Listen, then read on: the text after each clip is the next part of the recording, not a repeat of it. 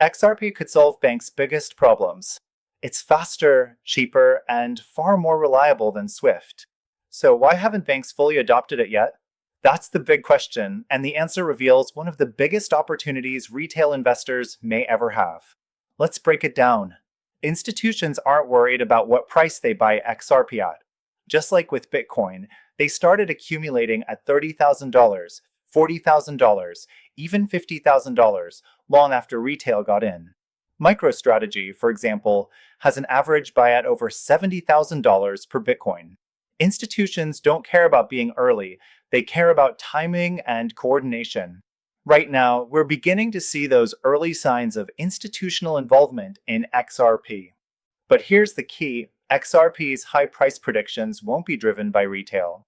They'll be driven by institutions, real-world adoption, and eventually a liquidity crisis that forces a shift to faster settlement systems. Retail simply doesn't have the capital or coordination to drive XRP into the higher ranges. That's why whenever news comes out about Ripple's case or a new partnership, we see a spike, and then the price falls back down. It's still speculative until institutions move in. And they're moving in. Institutions use advanced strategies like TWP and VWP to accumulate XRP slowly without causing price spikes. Instead of dropping hundreds of millions into the market all at once, they average in over weeks or months. That's how they quietly build positions behind the scenes. Now, why has adoption been delayed until now? The biggest reason: regulatory clarity. For years, no one knew if XRP would be treated as a security or not. That uncertainty kept banks and institutions from committing. But with Judge Torres ruling in July 2023 that XRP itself is not a security, the landscape changed. Institutions now have the clarity they need to prepare for real adoption. Still, there are final steps pending. ETFs are waiting approval, and until courts close out the lingering case, some big players like BlackRock are holding back. You can't build a trillion-dollar payment system on uncertain legal ground. But once that last piece is settled, there will be no excuses left. Meanwhile, Ripple isn't waiting. It already has over 300 partnerships with banks and financial institutions around the world.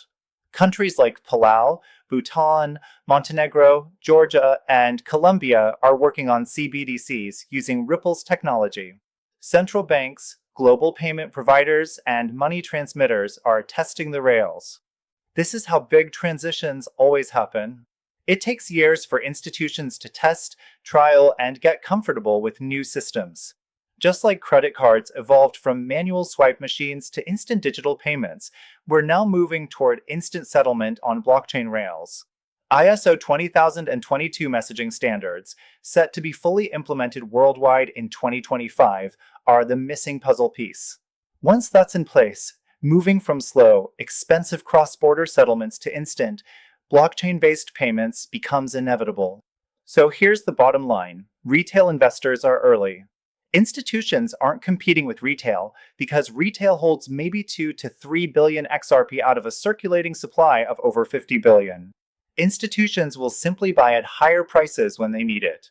History shows they're willing to pay premiums to secure assets once the system goes live. Right now, retail's role is providing early liquidity, essential for testing the networks before full-scale adoption. That's why this moment is unique.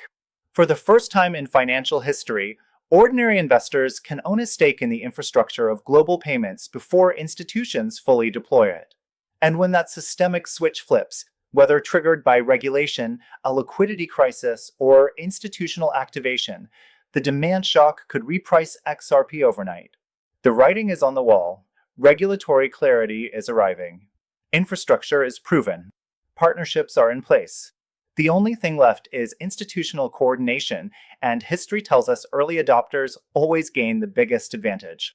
So the question isn't if XRP will be adopted at scale, but when and which investors will be positioned before it happens. If you found this breakdown valuable, make sure to like this video and drop a comment with your opinion. Do you think banks are finally ready to adopt XRP, or will they keep delaying it?